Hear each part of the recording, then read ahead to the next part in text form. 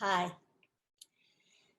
I just came in from the rainy errands I ran today with my groceries still needing to be unpacked and with the urge to turn on my computer and talk to you. Talk to you if you are a parent of a child who's addicted. Talk to you if you've ever had to wait for the call. And the reason I wanted to talk to you is because I've realized that having someone understand what you're going through and having someone to share it with helps alleviate that tight feeling in your gut, like you can't breathe, or the pain in your chest that says you can't take enough oxygen in, or the shoulders that are so heavy with worry, or the head that feels like it's about to explode. I just want to know that I want you to know that I see you. In my little green light in my heart, I see you. And I'm sending you hugs, and I'm sending you love, and I'm getting it back from you. So my beloved 37-year-old daughter texted me last night that she's drunk and alone in a hotel. And there have been many calls that I've waited for, and thank God there have been many calls that have come. Calls that have gotten her to the emergency room where her blood alcohol poisoning was dangerously high. Calls that have told me the fingers that were amputated in the car accident would be not life-threatening. Calls from her saying goodbye. Calls from the police or firemen that I sent over saying they had her. So there's lots of calls I waited for, and there's lots of calls that have come. And I know what it's like to wait for the call.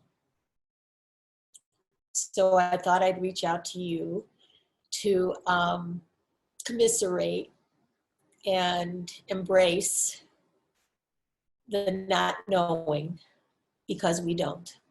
And I have been to many years of Al-Anon, and I have tried to practice what I've learned, and in an effort, as I've said before, to make lemonade out of the lemons that sometimes fall into our lives.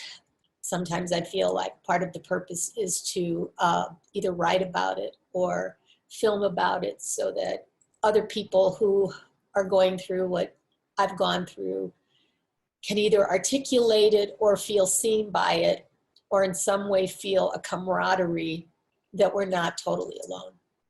So if you can, get yourself to a meeting, and we'll remind ourselves that we're powerless. We're powerless over the choices our children make. And even though our prayer is to outlive them, that's really in God's hands. And that's why I do believe there's a higher power. And I am willing, not always willing, but I am willing now to surrender, because there's nothing more I can do. Like you, we've probably given as much as we could give and taken them to as many rehabs as we could afford and then some, and loved and supported. And I'm here to love and support and not judge.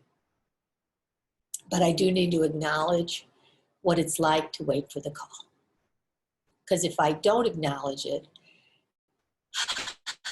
this constriction in my gut will keep constricting, and I'll probably go try to drown it out with chocolate or sugar.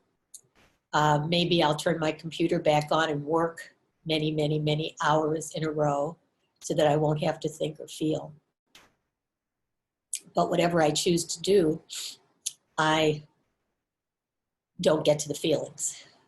So even now, turning on the computer is probably an efficient way to get to the feelings. So I'm going to put you on pause while I go get some Kleenex. I'm back. I need a Kleenex. Pardon me. So like I said, talking to you is probably another way to avoid feeling, but maybe it's not. Maybe it's a way of saying that I know I'm not alone. I know there are many of you who have been where I am now and probably are right now, waiting for the call. And maybe the lesson that I'm to learn and I want to share with you is, how do we wait for that call in a way that doesn't keep us totally constricted and terrorized and infuriated and melancholy and hopeless and overwhelmed and busy and reactive and depressed? How do we wait for that call, knowing that there is a higher power and it's all planned already? And there's really nothing we could do except be the best of who we can be while whatever is supposed to happen is happening. So I'm trying not to think of my daughter alone in a hotel. Maybe that's where she needs to be right now. Maybe she needs to block out the world and turn on the TV and order in pizza and booze until she can't do it anymore. And she's done that so many times and come out of it, thank God, so many times, that maybe this is just the next time. And I can't continue to get traumatized every time it happens because she's choosing what she's choosing. And I can't judge her for it because it is an addiction. I can love my daughter and truly despise the addiction, but continue to love my daughter. And I also want to love those parts of me that are traumatized and are terrorized and are hopeful, hopeless, positive, negative, in denial, all too real. The polarities inside of me that ping pong my way through the waiting, instead of just knowing I'm waiting. But again, aren't we all waiting all the time? Who knows what's going to happen to any of us? Who knows what the next doctor visit is going to say? So maybe I'm not waiting for the call. Maybe I'm just living my life. And I don't have to constrict every time a text comes in or the phone rings. And I don't have to hold my breath. But I can just live and know that the call will come when the call will come, and it will say what it will say. And in the meantime, it is helpful for the people that do know what I'm going through to offer me a hug or offer me a oi, which means, oi, can't believe what you're going through. But whatever I'm going through, it's nothing to what she's going through. Or maybe not. Maybe she's too drunk right now to even feel anything, and I'm feeling for both of us. So I do need to let go and let God. I do need to believe she is in God's hands, as am I, as are you, as are your children. And whether you believe in God or not, excuse me, whether you believe in God or not, or the universe or higher power, what's ever out there, I think believing that something is out there is better than giving up hope. Because I've always said, where there's life, there's hope. So today I'm hopeful. I'm hopeful that I'll get a call that will let me know she's safe. I'm hopeful that I'll get a call that'll let me know she's picking herself back up for the umpteenth time, for which I applaud her courage, her resilience, her fortitude, her desire to live a life that's sober and safe. So I always say I'm trying to answer the call, but I'm not sure who's calling, my soul or my ego. And I guess we're all waiting for calls. And I wish I had something profound to end this with. And I hope I get back to you with a happy result. And I hope you get back to me with a happy result. And in the meantime, just know that as I'm looking at this little green light, I'm looking into the eyes and the soul and the heart of you who is in pain and in fear and in love with our children.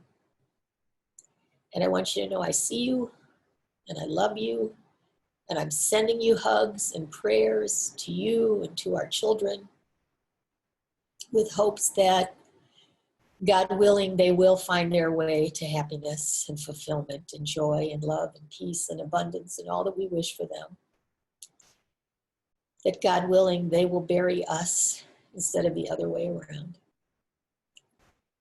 And that together, whether it's Al-Anon meetings with our friends, with our family, with people that get us, with the groups on Facebook, that we'll find camaraderie and we'll find support to help us through this time, knowing that we're not alone. I believe there is a God. I'm going to let go and let God. I'm going to remind myself, as Al-Anon says, that I didn't cause it, I can't control it, and I can't cure it. But I can breathe more often. I can put my hands on my belly where my fear resides and remind those parts of me that if I stop telling myself the same old story with the same old fears, then the possibility of living through this time becomes more peaceful. And that's the most I can hope for right now. Well, I can hope for a lot. I do hope for a lot for all of us. So thanks for hanging in here with me. Anything you want to send to me, I appreciate. And just know that I'm sending you love and support and prayers and healing for our children, for our hearts. And hope that you find the support you need, whether it's your partner or your family or your friends or Al-Anon or any 12-step group, and that our children are safe and that we can be safe, whether we're waiting for the call, get the call, or any other time. So sending you a lot of love, a lot of prayers, a lot of positive energy, and thanks for being here and witnessing and sharing. And I love you, and bye for now.